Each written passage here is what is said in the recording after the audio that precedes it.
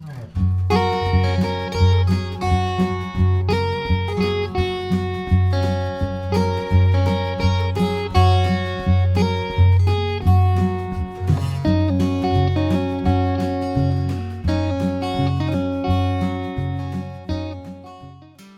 had to take another drive through Michigan's oldest city. This half-mile walk along Water Street lets you learn about early native fishing techniques, French explorers, the evolution of the Sioux locks, and fires that once devastated Water Street. Historic homes of Water Street are also open for touring during the summer.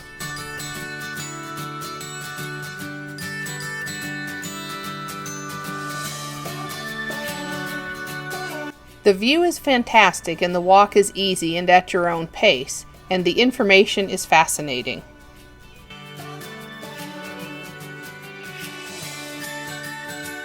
And once again, ships are in the locks. This time, it's the Harvest Spirit. For hundreds of years prior to the arrival of European settlers, Native Americans on the northern lake used the banks of the St. Mary's River as a gathering place, as well as a source for food, fish, and game. The first French explorers passed through in 1622, finding the area to be the center of Native American life in the upper Great Lakes. With the discovery of copper and iron ore in the western reaches of Lake Superior, commerce and trade experienced major growth, leading to the development of the first American lock in 1855. In time, additional locks would be constructed and enlarged.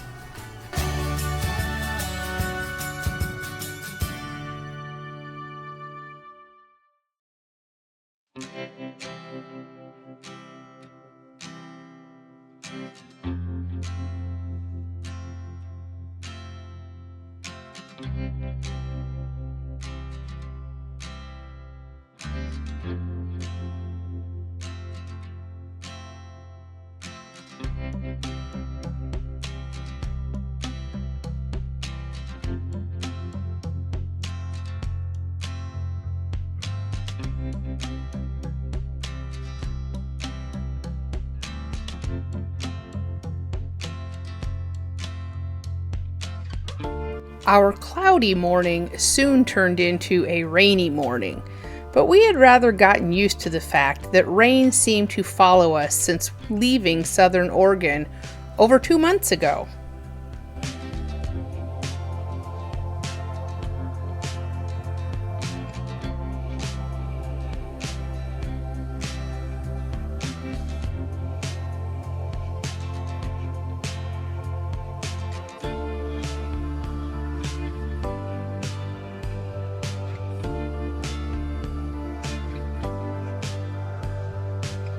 We drove along Lakeshore Drive, following the shoreline of Lake Superior.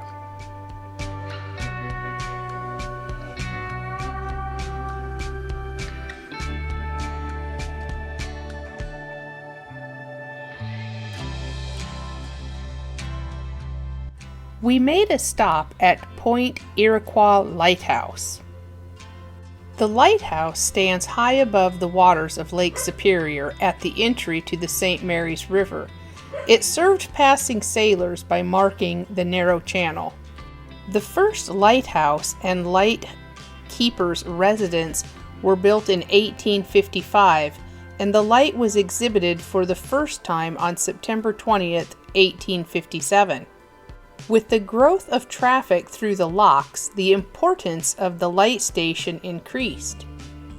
In 1870, the wooden tower and residence were replaced with the brick buildings that stand today. It's amazing to think that right through those trees is the St. Mary's River and the shoreline of Lake Superior. I'm still struck by the amount of trees, and we're from Oregon. As we traveled along, I spotted a pull-off that looked perfect for a stop. We had to turn around and check this out.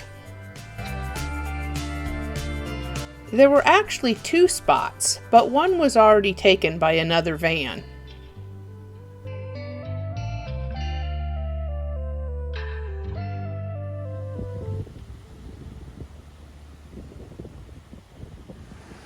So, where do we find ourselves today? About 40 miles out of Sault Ste. Marie, we found this spot on the shores of Whitefish Bay. This is home tonight. Let's go explore our home for the night. And how much is this lovely place costing us? Zero. Zero. And hopefully there's Water's down, and there's enough wind that the bugs aren't eating us yet. Wow, look at this. Nice. There's a beach and trees, and these look like ocean waves. Is that Tahquamenon Pass? Tahquamenon Pass. Looks like Wind machines. That might be Canada. Or it's just another island. I don't really know. It's kind of oceany here. It's been raining here.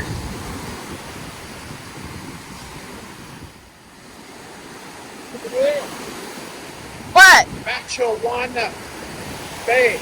Tahquamenon Bay? That's Canada. Oh.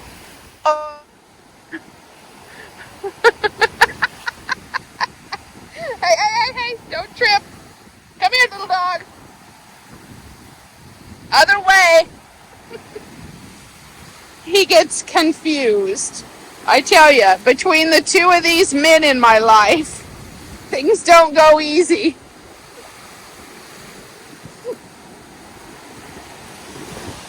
Join me on the picnic bench. Sure. Do. I don't know.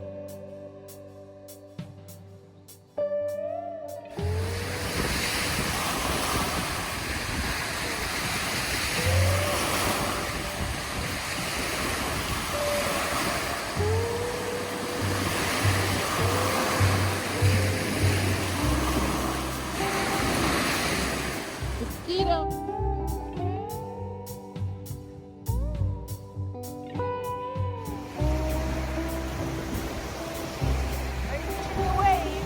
I think I'm getting the waves. I got an inch of it though. Sorry, I had to get it. Uh-oh. Just don't pick it. No,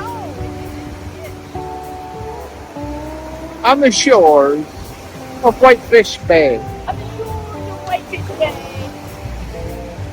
I'm recording and you're recording. Yeah. This is more oceany than even Lake Michigan was. Because this is a bigger lake, right? Yeah. Because these are like waves that just keep rolling in. And it doesn't stink. But I mentioned that already. Yeah. Well, it's Okay, that's the United States. And over here, that's Canada.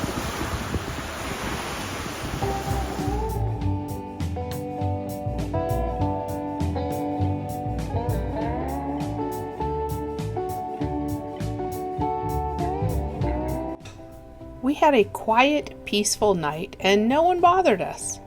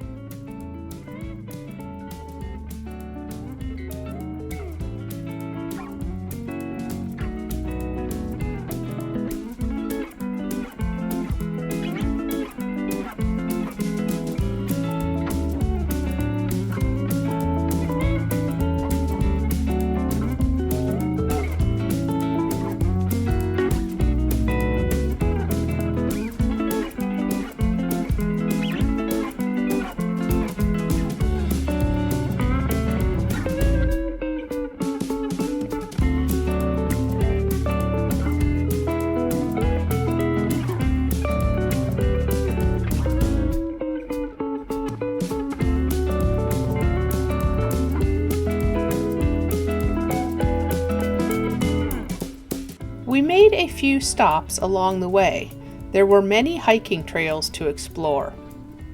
The reader boards are full of information about the past and present.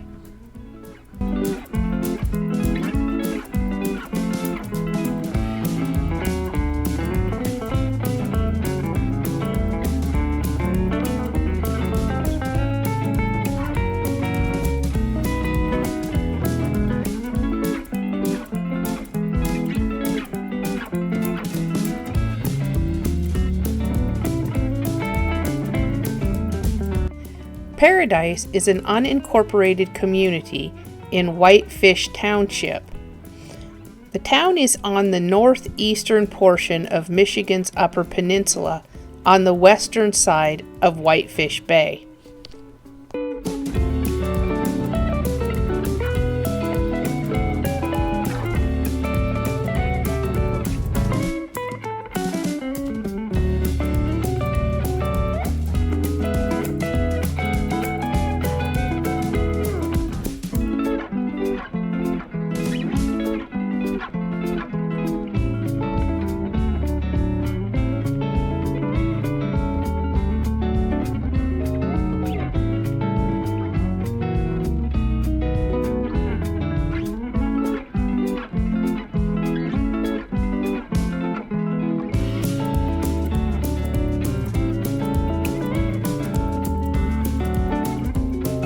I had managed to get us 3 nights at Portage Campground in Tahquamenon Falls State Park.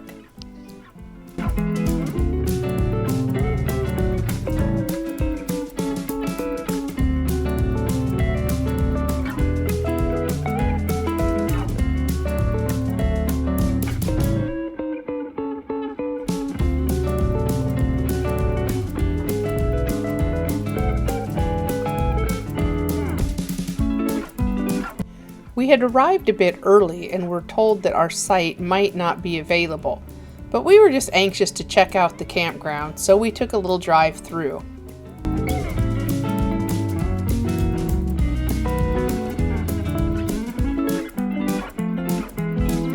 A few videos back, we shared with viewers how on this trip we had wanted to find as much free overnight opportunities as possible. While we had been able to use a county dump facility in Sault Ste. Marie, it had been about 8 days since we had stayed in a campground. We were both ready to just settle down a bit and slow down the driving.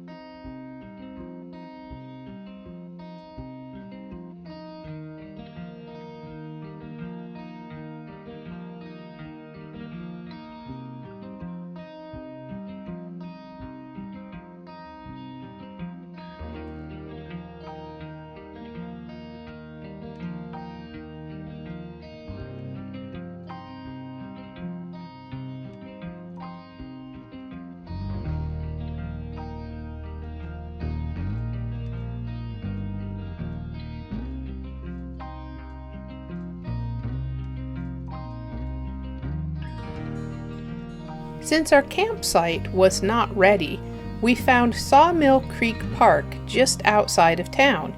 It was a nice spot to make some lunch and get our showers done.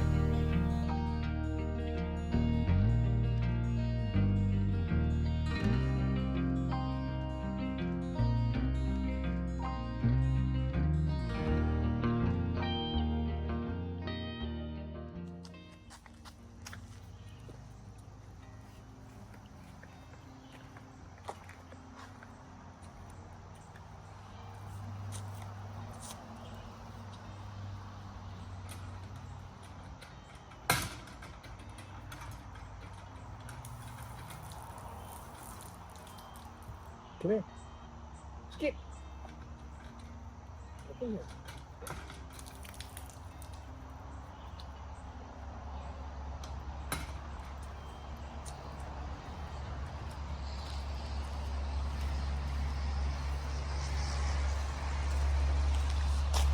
It was time to put this "no bite me" ointment that we had picked up on Drummond Island to the test.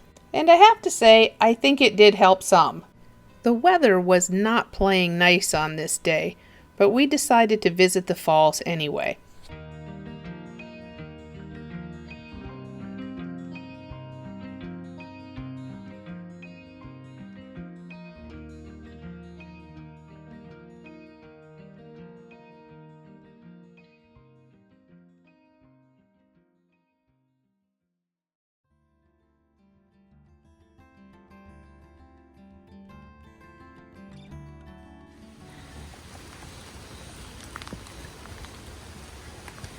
Tell me about walking in the rain, honey.